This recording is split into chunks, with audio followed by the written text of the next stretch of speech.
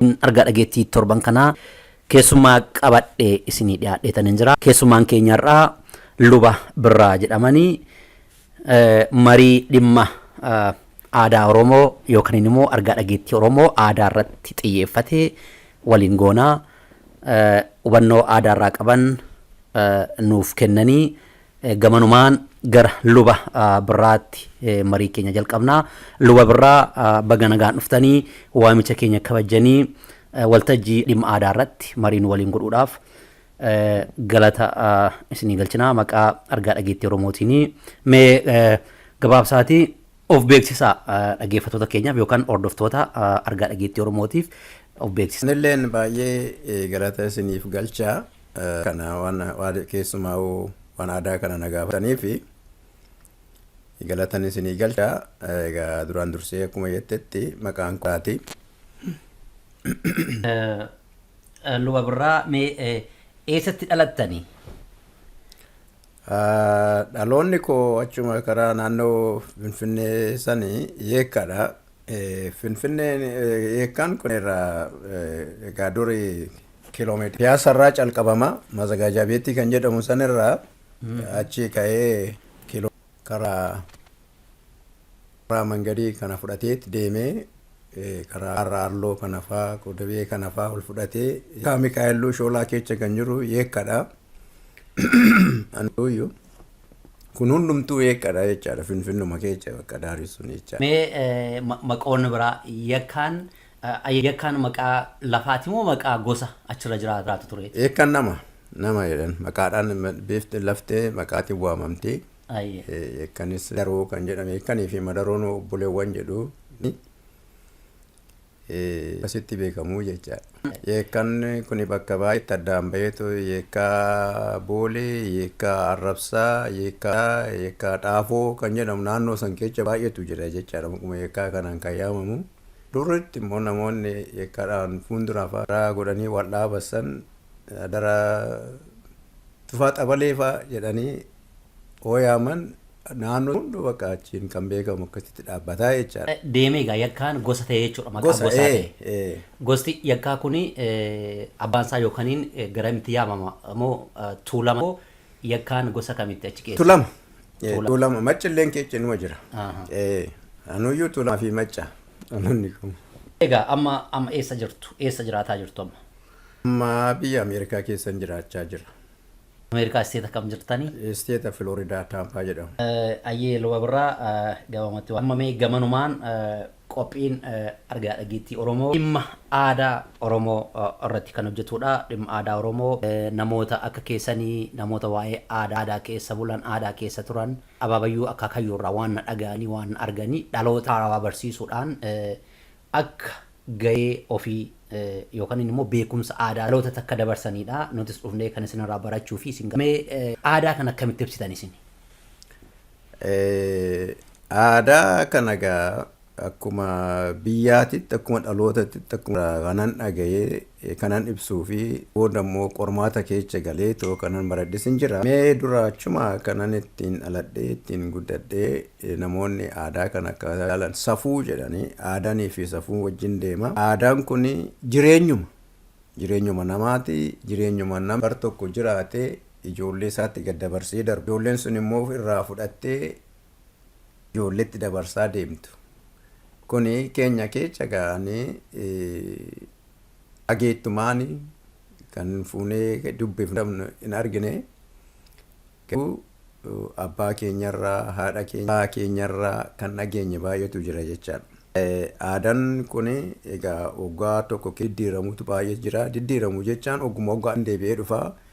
Fakkeenyaaf amma qaamee kan jedhamu tokko jira. Qaamee Oromooti jedhanii gara masqalaati irratti qaamee Oromoo jetti akka wantoota qaameen Oromoo kun immoo inqutaadhash warri Islaamaa kanan differensiidha. Tokko mootii addaani Oromoodhaa san ijoolleen qunnii buqqifatteeti ijoolleen qunnii kanaan bakka isiniin ga'e jettee qunnii namaa kenna. Gubaatu jira gubaa san fa'aarratti namaa kennanii. Ijoolleen dubaraa kun hin deemtiin taphattii Oromaffaa ijoollee horumte kaasanii maqaa isaanii kaasanii barreen gaddaa mootiidhaa bara nagaa nu keechaa dhabamte fa'aa jedhanii asitti waliin innis aadaadha jechaadha. Qaamee kan jedhamutu jira. Masqalli kan jedhamu masqalli kan Oromootiif jedhu cirraashii kun immoo daamaraa gubaafaatu jira daamaraa. Innilleen sirrumatti gudateetu mootummaan baraatee kan jedhamee amma yaamamu kunuyyuu kanaafi gubaadha innis achitti irreecha baanii gubaadha. Irreechis hin jira jedhu masqalaaf irreechatu ba'a. Gaafa masqalli ba'u dargaggeechi kun faantiin hunda ganni hojjaadha, dhoqqeedha, qonnaa kan hundatu jira. Kan biratti goobee kan jedhan immoo hin jira warri dargaggeechaa galgala deemanii goobee jedhanii argatan gaafa masqalaa san horii bitanii yeroo waamanii jaarsoloonni eebbisanii dargaggocha jechaadha ijoolleen kun egaa dargaggocha kana kan dhiyeessachanii akkasitti bakka erga nyaatanii dhuganii quufanii jaarsoloonni eebbisanii booddee isatti calqabuu jechaadha. Ichisni isaanii keechayyuu kan nama dinqisiisu tokko egaa waan Oromoo sirba isaanii keessa kan waaqa leellisu baay'eetu jira. Galata kee yaa waaqa baaboo tarree birraan bari'ee kan wal agarree ganna san keessa darbanii ganna dhoqqee san keessa abaaboo sun akkasitti daraartee baatee waggaa lalistu waggaa argan galate yaa waaqa. Innis aadaadha jechaadha. Aadaan kana fakkaataa aadaa kana keessa amantiinis hin jira amantiin Oromoodha. Kan jedhan hin jira goobee kan jedhan hin jira. Na hundatu wal keessa jira jechaadha baay'ee xaxaadha isa gadi bu'anii ta'uudhaafi. Ayyee luba birraa galatooma aadaa gabaabsitanii nu ibsuu keessanii fi egaa aadaan kun Oromoon naannoo sana jiraatu Oromoon gosti Oromoo tuulamni. Jalqaba gaafa magaalli Finfinnee kun hin jalqabamiin gosa Oromoo achi jiraataa turedha. Jiruu fi jireenya mataa ofii qaba. Aadaa mataa ofii qaba. Aadaan kun yeroo kana akka duraanii gaafa itoo magaalli suni jalqabamiin yookaan magaalli suni hin hundeeffamiin gaggeeffamaa turetti aadaan kun ammas gaggeeffamaa jira.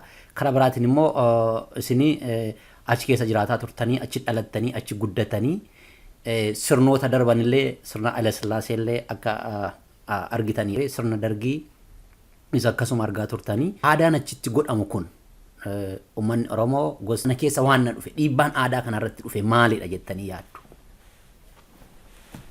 Dhiibbaan baay'eetu dhufe dhugaadha.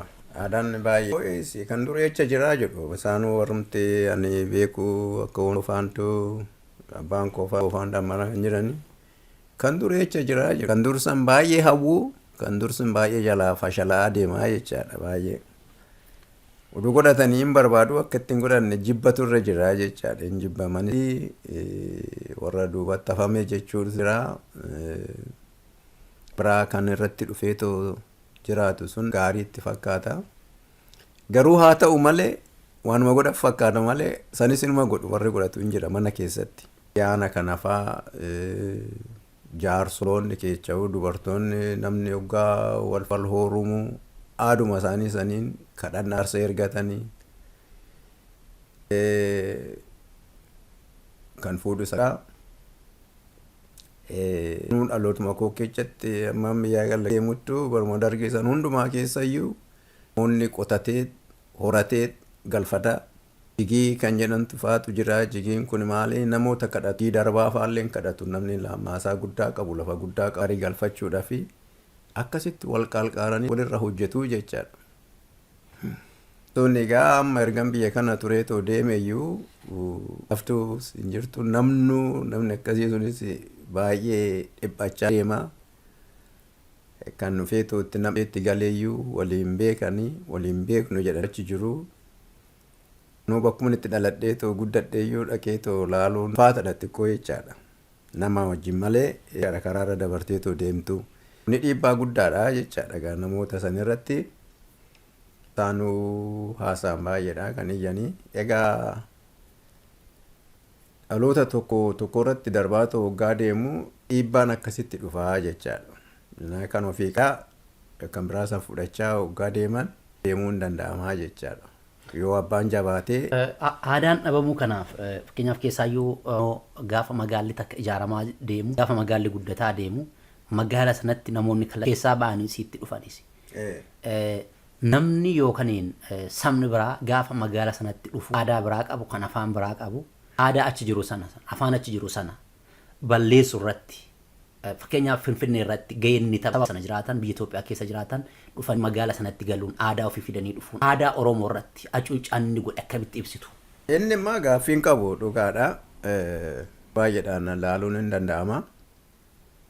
Guddaadha. Tokkoffaa keecha'uu aadaan guddaan kun egaa aadaa kan balleeffatu dhufe amantee kana yoo gara amanteetiin namoonni naannoon ani itti dhalee guddadhe suni keecha'uu yaayyuu warra hangafaati jedhu. Waa kun immoo yaa safuu qaba.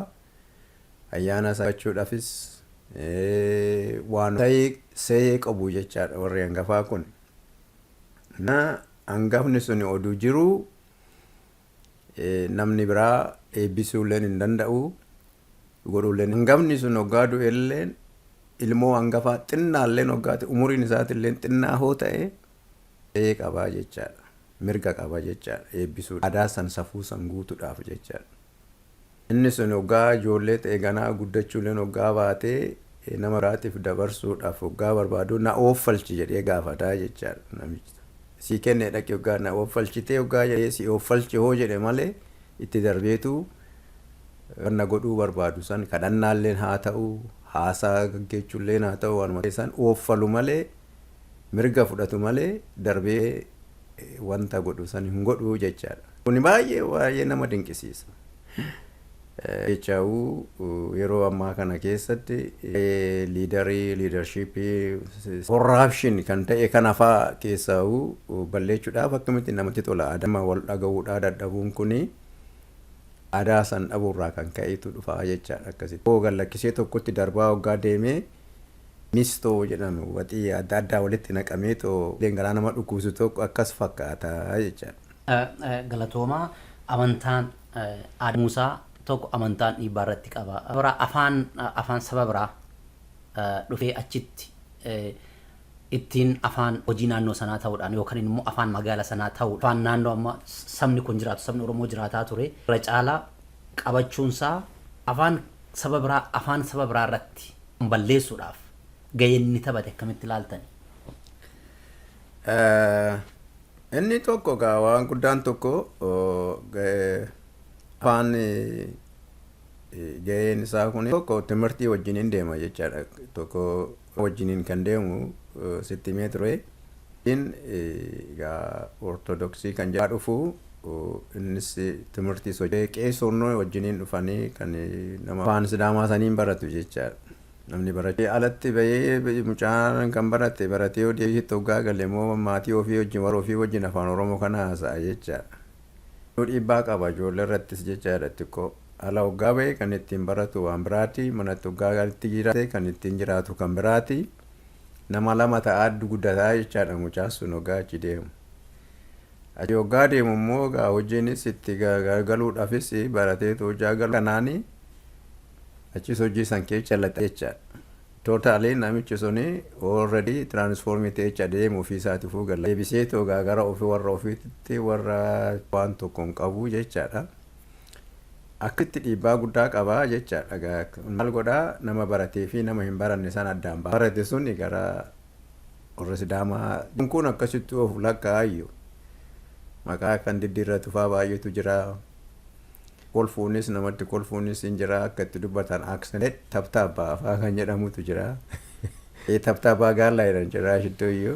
Anuu nan beeka ijoollee ana biraan akka waliin lolle mana tamaarii keecha'uu baasuu hin danda'anii. Aariidhaan kan wattaadarra fa'aa galan ijoollee baay'ee nan beekaan ofii koodifuu. Meegugguu tabtaabbaa ijoolleen gaachi wajjin barattu karaa. Kun hundumtuu naannoo sana irratti ijoollee baadiyyaa gara fagoo jira Finfinnee jiran kanarratti dhiibbaa guddaa qaba. Baratanii achi keessaas luqabaan warra guddoota. Afaan Amaariffaa yookaan afaan Sidaamaa kun biyyattii keessatti yookaan naannoo sanatti dhufee afaan mana amantaa ta'uun afaan barnootaa ta'uun afaan Oromoo. Correctly dhugaadha sirrumattu malee eega. Galatoomaa luba birraa ittaansuudhaan aadaan kun kan dhalootatti darbu akkaataa kamiin darbu? Aadaan dhalootatti kan darbu amma gaa xiqqoo warri aadaa qorate kunis wanti bareedii godhame baay'eetu jira.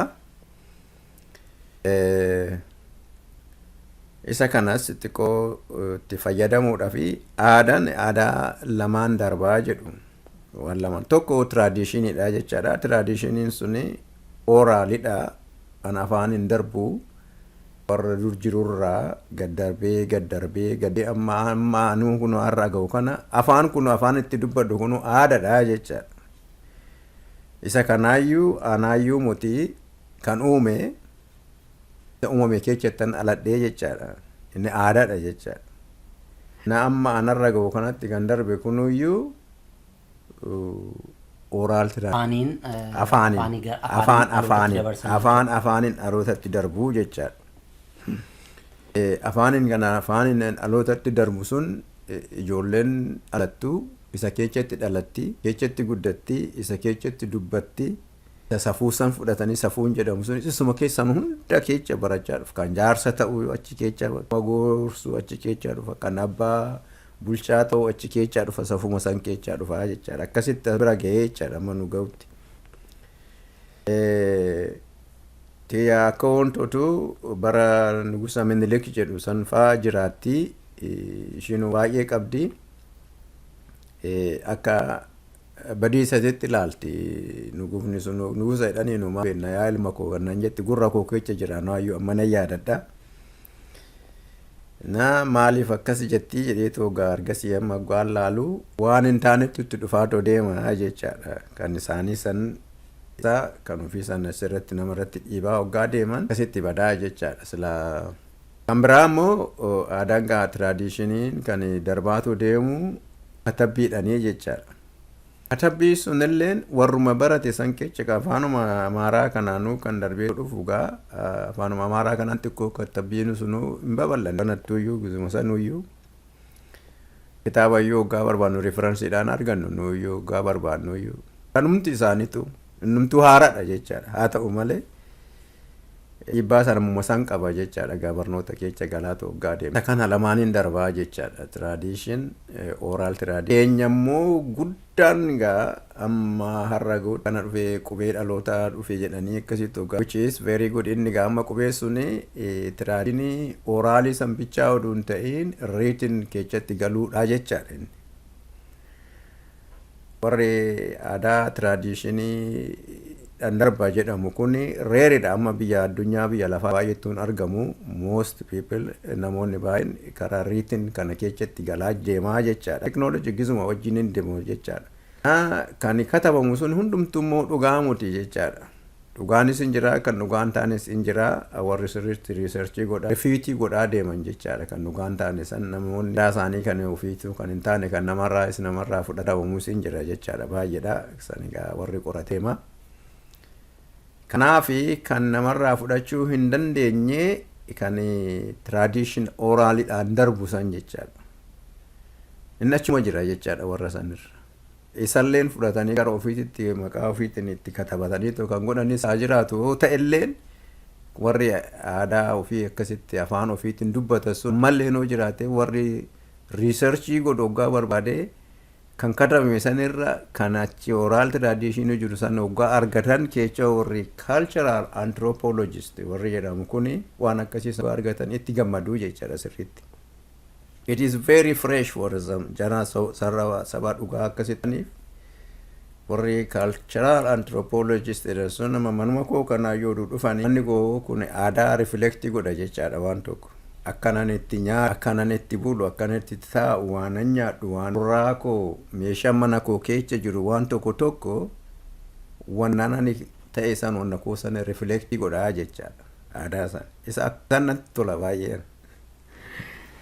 Naannoo biyya kana hoggaan dhufee biyya kootiif kanan hawwee nuti biyya koo dhaqanii maal qaba jedheetan kadhadhaa ture. Fi isa biyyaa jedhu san fa'aa qaammee dubartii jedhamu namni hoggaa horumu hoggaa wofuudhaa fi horumni jiraatu dubartoonni kophaatti kan sirbitutu jira dhiirri kophaatti kan sirbitu jira safuu meeqatu jira kan hunda Uduun badiin oduu bira ga'anii na jechisiisaa ture akkas akkuma jiru kanatti oduu arganii too katabanii teechisanii silaa baduun oolu oduu katabanii teechisanii kan jedhuun hawwee jarri kun egaa muyaa akkasiisan waan qabaniif natti tolaa jecha. Kan biraa gara biraatiin hoggaa laalu gara amanteetiin illee hoggaa laaltu amanteen egaa kan ofii qabu san sirra godheet kan sirra jiru san sirraa balleechaa deemaa jechaadha. Kamtu sirriidha kamtu sirrii mootii kan jettu sun immoo addaan baastee beeknu baay'ee barbaachisaadha jechaadha. Kanaaf inni dhiibbaa guddaa hin qaba. Kechaa'uu keenya saba keenya irratti kiristaanaa ta'ee amanteen islaamaa ta'ee Oromoon aadaan ani itti guddadhe san keessatti kan jedhan waaqni keenya waaqa uumaan keenya kan sa'aaf lafa uume waaqa. Safuun kan waaqati. Aadaan kan amma waaqni sunuu dhabamaa deema jechaadha. Waaqni sunu gara biraatti hoggaa deemu Egzaabeer kan jedhamutti galaa deema jechaadha. Nu akkasitti fufachaa deema jechaadha. Waaqa san dhiisan deemaa jechaadha. Immoo islaama ta'ee Allah isa sanitti garasitti deemaa deema jechaadha. Jarri kun immoo yaa kan achiitti mootii alaa dhufe jarri lachuu kun. Kamtu sirriidha kanatu sirriidha moo santu sirriidha jetteetu addaan baastee. Garri lachuu garuu dhiibbaa qaba. Egaa hundee Oromoodha, aadaa Oromoodha, amantee Oromoon biyya addunyaa lafaa kana keessa amantiin baay'eetu. Amantee adda addaattis egaa keessa galee taanuu fudhadhe koorsoota adda addaanii hoggaan laalu nan hawwee amantee biyya keenya kan bootaa keenya sana oduun sirriitti beekeyyuu gaariidha. Dubbii dhugaatu achi keessa jira amma kiristaanaa ortodoksii bichaa wanna jiraatu jiru kana hundumaa kanan ta'e san ta'ee dhaabbadhee addaan babaasee ilaaluu nan danda'a jechaadha. Kanarraan hoggaan laalu amantee amma biyya namoota raasaa jiru baay'ee addaan babaasaa jiru hoggaan laalee namni keenya waaqarraa wanna fagaatiin natti fakkaata. Waaqarraa fagaachuun suni miidhaa amma isaan irra ga'u kanaa kan irra inni akka hin dandeenye inni dhiibbaa tokkotu irra jire akka akkasitti illee itti hin dhufne Zeenaan biyya keessa jirus ergasii hoggaan dhaga'u namoonni ni ari'atamanii turaniyyuu akkasi. Ari'atamanii kan kitaaba orkadhaa jedhan maaliifi jedhamee akkas hoggaan jedhee laaluu anumtu wanti kun waa baay'eetu keessa jira kan jechisu. Garasi aadaa balleessa ka jedhan sanaa. Eegaa akka rasiis akka waaqattis dhufanii waaqa beekanii akka ittiin bulle hin taane jidduutti. Gara islaamaa sanii islaamni immoo kan biraa jedha. Jidduu keessatti namoonni kun waan lama dhabanii rakkatanii gamii kamtu dhugaadha. Garri lachuu dhiibbaa irraa qabaa jechuudha. Kanaaf amantaan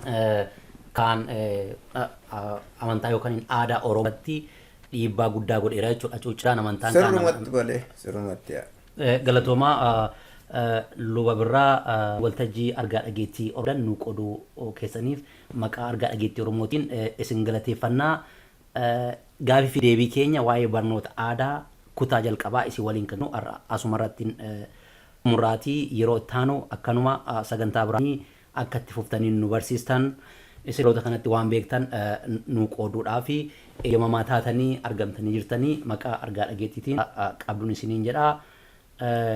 Marii keenya yookaan gaafii fi deebii keenya karaa asumarratti dhaabaa yeroo ittaanu akka deebinuu abdiin qabaa galatoomaa fayyaa ta'an isiniin jedha. Isinillee galatooma fayyaa ta'a.